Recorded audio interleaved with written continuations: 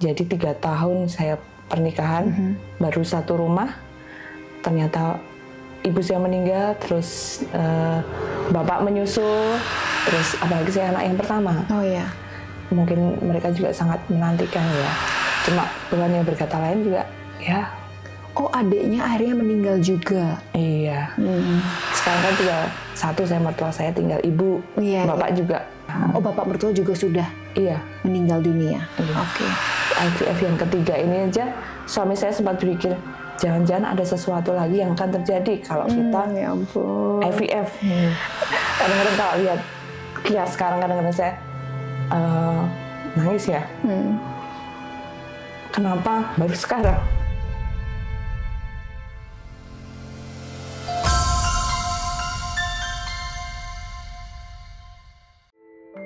Saya sampai speechless. Saya pikir tadi adiknya sudah punya baby atau keturunan, sehingga ada semacam jangan-jangan ada bagian tugas juga buat Mbak untuk mengambil alih ya. Tetapi ternyata justru yang ada di perut Mbak saat itu tuh ditunggu-tunggu sama adiknya juga, biar dia juga ada kayak semacam hiburan gitu ya. Iya. Kayak aduh, saya besok dapat mainan baru, penghiburan ya bahasanya. Ya ampun. Cuma karena Tuhan berkata lain ya udah mungkin saya jadi kalau keinget dia bersedih banget. Cuma karena ada Kia, jadi agak berkurang. Jadi karena ada rutinitas yang sekarang rutinitas baru menyusui dan macam-macam, jadi agak berkurang melonya. Itu mungkin maksudnya dia juga udah Tuhan ngasihnya tepat, bener-bener ya emang adik saya udah dipanggil, dikasih gantinya. Iya. Dan saya rasa adik Mbak pun pasti juga sangat apa ya, kalau boleh berkirim surat dari dunianya di sana, jangan pernah menangis, karena kalau kamu menangis terus gitu, Kia juga akan menangis gitu kan. Jadi sudah ada Kia, anggap saja Kia itu adalah adiknya, penggantinya gitu kan. Dia. Iya. Dan kalau boleh bercerita ketika IVF yang pertama ya Mbak, itu berarti usia Mbak berapa tuh? Waktu saya 2000 di Jakarta ya? Iya, 2018 waktu itu.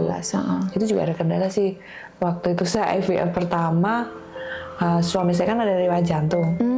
Begitu saya di embrio transfer, udah selesai, saya pulang ke rumah, ternyata suami saya tensinya tinggi. Jadi malam-malam habis embrio transfer, saya nganter ke IGD. Padahal seharusnya harus rebahan kan? Ya harusnya harus bed rest, tapi ya udah. Tapi kalau boleh tahu Mbak, jadi Mbak mengulang 3 kali ya, baru yang ketiga berhasil. Dan kalau nggak salah juga Mbak Anita pernah hampir bertanya-tanya di luar negeri ya, di Penang kalau nggak salah ya. Boleh ceritain? Waktu itu karena saya sama suami, udah kalau umpamanya di Indonesia nggak bisa, coba kita ke Pinang. Ya udah. Saya ke Pinang sama suami, baru screening awal, ternyata habis itu lockdown, COVID. Oh lockdown, waktu COVID. Iya. Jadi mau nggak ada penerbangan habis itu, ya udahlah. Emang kita nggak boleh program di sana, kita program di Jakarta. Ya udah kedua saya program di Jakarta lagi. Jadi dalam mindset Mbak Anita pun juga mau nyoba di mana aja, kalau Tuhan mau kasih ya dikasih ya.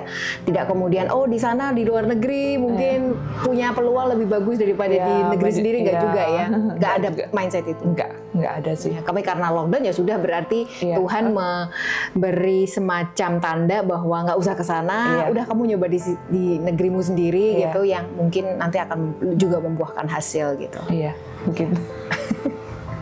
Mbak Anita, ini pertanyaan mungkin agak sedikit sensitif, tapi mungkin dibutuhkan untuk memberi juga gambaran ya bagi teman-teman para pejuang tangguh yang ada di sana gitu.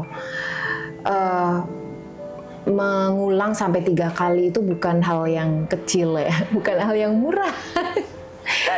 Saya membayangkan pasti pertaruhannya besar ya, apalagi Mbak dan Mas adalah kelas pekerja gitu, bisa dibilang ke Jakarta, mutasi ke sana kemari gitu, dan mengumpulkan dana itu untuk kemudian untuk sebuah pengorbanan itu nggak mudah ya. Nah itu apa yang di pikiran Mbak ketika mempertaruhkan, boleh saya pinjam mungkin kata itu, ratusan juta bahkan mungkin puluhan juta untuk sesuatu yang belum pasti.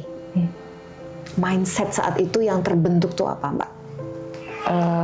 Saya sama suami begini sih, rezeki itu pasti ada kalau kita mau berusaha. Jadi nggak usah khawatir kita akan kekurangan apa ini, selama kita mau berusaha Tuhan pasti kasih rezeki. Itu aja sih. Jadi apapun harus dilakuin sih kalau menurut saya sama suami kayak gitu. Jadi suami kan yang bekerja suami, saya itu nggak bekerja. Setelah orang tua meninggal saya nggak bekerja. Jadi saya cuma usaha apa ini gitu. Jadi cuma di rumah kadang-kadang jadi ibu rumah tangga cuma ini. Ya saya yakin pasti cukup. Gitu.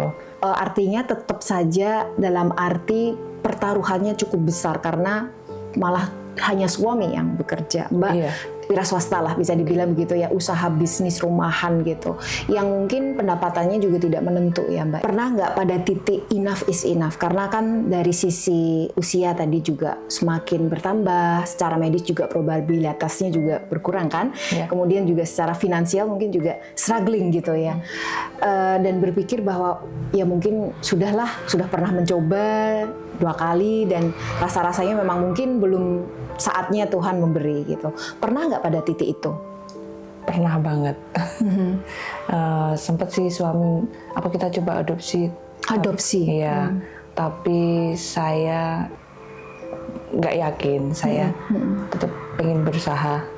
Bentar lah, kita coba 1 kali lagi. Nanti kalau emang Tuhan berkata lain ya udah. Ya gitu. Jadi waktu itu ini percobaan yang terakhir gitu ya, mau mencoba, siapa tahu dijawab dengan oke, punya keturunan sendiri, bukan adopsi gitu. Tapi andai kata ini juga tidak berhasil yang terakhir, maka baru setelah itu akan adopsi seperti itu ya, Mbak ya. Karena memang juga banyak pertimbangan secara sosial, psikologis ya, kalau memiliki anak adopsi ya, Mbak ya. Baik untuk anak itu sendiri maupun bagi keluarga ya. Iya, kesiapan mental itu yang saya takutkan. Mungkin kalau kami siap menerima anak itu, tapi keluarga besar kami, kita kan nggak tahu. Iya. Dan kasihan juga anaknya. Betul. Itu pemikiran saya sih. Makanya saya yakin mau nyoba lagi. Nyoba lebih ya. Dan nyoba yang terakhir itu di Jogja ya, Mbak ya. Dan usianya waktu itu sudah 41 lebih ya. Iya. 41 tahun lebih. Iya, 41. Boleh tahu nggak, Mbak? Mbak pernah cerita bahwa ternyata ketahuan mengalami penyakit autoimun, sehingga itu yang membuat embrio nggak pernah nempel. Iya. Kan nggak pernah hamil sama sekali kan, Mbak? Nggak pernah 2 garis biru kan? Iya. Boleh diceritain nggak setelah tahu masalah itu? Ya, waktu itu kan saya mulai program lagi di Jogja. Saya ketemu dengan dokter yang di Jogja. Terus berdasarkan pengalaman beliau, coba aja Bu, pasien saya ada yang autoimun, ternyata itu yang menyebabkan. Dan akhirnya saya memberanikan diri untuk cek lab darah dan sebagainya. Iya, cek lab darah, dan ternyata saya autoimun. Walaupun hasilnya nggak tinggi, cuma mungkin ya saya anggap saja itu penyebabnya. Udah, saya close yang lain, itu aja penyebabnya, semoga berhasil. Dan itu kemudian diberi terapi dulu sebelum akhirnya. Jadi saya jalan 2 dokter yang untuk autoimun sama untuk promil. Iya, itu barengan ya. Jadi setelah autoimunnya ditekan gitu, cukup sudah stabil. Baru bisa jalan untuk program yang benar-benar IVF. Iya. Apa yang Ibu rasakan ketika menunggu 14 hari, yang ketiga kali ya berarti itu. Dan udah seperti mungkin udah kayak perasaan langganan ya Bu, karena yang pertama begitu, yang kedua gitu. Kalau saya juga udah sampai 6 kali, 7 kali ya. Itu akhirnya yang ketiga kali udah kayak pasrah. Ya. Sudah dalam tahap ikhlas, bahkan Ibu tadi sudah, ya ini mencoba yang istilahnya mau bertanya terakhir kali lah ke Tuhan gitu. Itu. Dan jawabannya waktu itu beta HCG-nya tinggi. Apa yang gue rasakan? Nggak nyangka sih. Jadi saya pemikirannya udah nggak bisa yang terlalu excited. Takut untuk berharap yang lebih ini. Ya. Saya ya mungkin ini udah saatnya. Cuma saya nggak bisa berharap, takut terlalu tinggi untuk berharap kedepannya semoga berhasil sampai Kia lahir akhirnya itu. Saya sama suami masih takut. Iya. Jadi, apalagi dengan banyak mungkin resiko ya karena sudah usia gitu ya Bu? Iya, akhirnya saya ketahuan autoimun, saya sendiri ada hipertensi. Iya, jadinya pokoknya apa aja yang disarankan dokter saya lakuin. Udah itu aja, saya tidak berpikiran apa-apa, pokoknya lanjut aja. Semua diserahin sama yang di atas. Jadi saat berita hamil pertama kali setelah 14 tahun menunggu itu, Ibu masih punya semacam layer ya. Kan ini baru hamil kan, belum sampai bersalin gitu ya. Bersalin saja ada yang juga nggak survive gitu kan. Artinya ada lapisan-lapisan kesabaran yang juga dipupuk oleh Bu Anita saat itu, dan harapannya jadi ada membatasi diri kayak gitu. Jadi berharap itu sangat takut. Ya udah lolos taraf ini, ke depan bulan jadi depan betul kayak lagi. Udah masuk perempat final, terus itu semifinal gitu. Sempat saya agak down juga karena ketuban saya dikit. Sempat ini.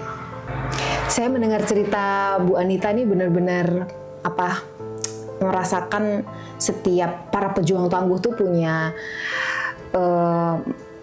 kasusnya sendiri-sendiri ya, dan kasus yang kita angkat seperti ini tuh benar-benar memberi inspirasi bagi para pejuang tangguh yang ada di sana. Artinya cerita-cerita kisah-kisah seperti ini di saat orang atau mungkin udah dianggap sudahlah nyerah aja gitu, udahlah kok kayak nggak bersyukur banget sih, mencoba terus dan seterusnya gitu ya. Tapi Bu Anita mempunyai pemikiran yang justru berbeda gitu, akan mencoba dan akhirnya berhasil gitu. Boleh mungkin diceritakan dan juga disampaikan supportnya kepada mereka, mungkin jutaan orang yang ada di sana Bu Anita, yang mungkin juga punya kasus atau problema yang sama dengan Bu Anita, mungkin juga nunggu sudah tahunan bahkan mungkin belasan tahun. Silakan Bu Anita. Bagi yang sedang berjuang untuk garis 2, jangan patah semangat. Dalam kehidupan itu pasti ada pasang surut. Tepat waktu yang dikasih Tuhan itu beda dengan tepat waktu yang kita inginkan. Jadi kita harus semangat apapun itu, dan yakin selama ibu dan bapak berkomitmen untuk saling support, Tuhan pasti kasih jalan. Jadi jangan menyerah, dan rezeki itu pasti selalu ada kalau kita yakin dan mau berusaha. Itu aja.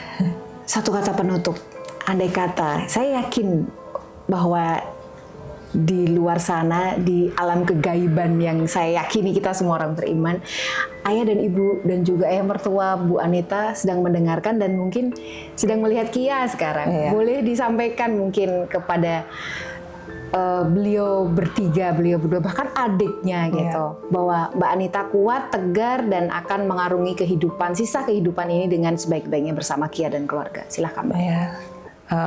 Bapak, Ibu, juga Bapak mertua dan adik saya pasti ikut mendoakan kami, keluarga kami, terutama untuk Kia, sehingga jadi tumbuh jadi anak yang baik, anak yang pintar, yang berbakti. Amin. Saya yakin itu adalah juga doa-doa dari mereka.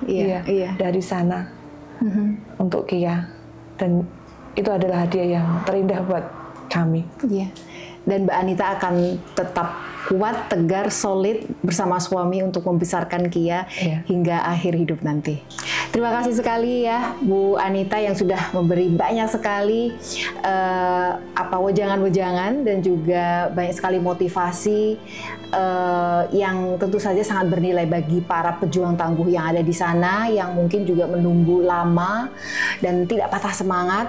Jangan pernah menyerah, karena kalau menyerah nanti akan mendapatkan kemenangan seperti Bu Anita. Dan juga Bu Anita tadi menyampaikan betapa dia bangga, dia kuat, dia solid bersama keluarga untuk membesarkan Kia sampai akhir hidup nanti. Dan bagian dari kekuatan itu adalah doa dari orang tua mereka.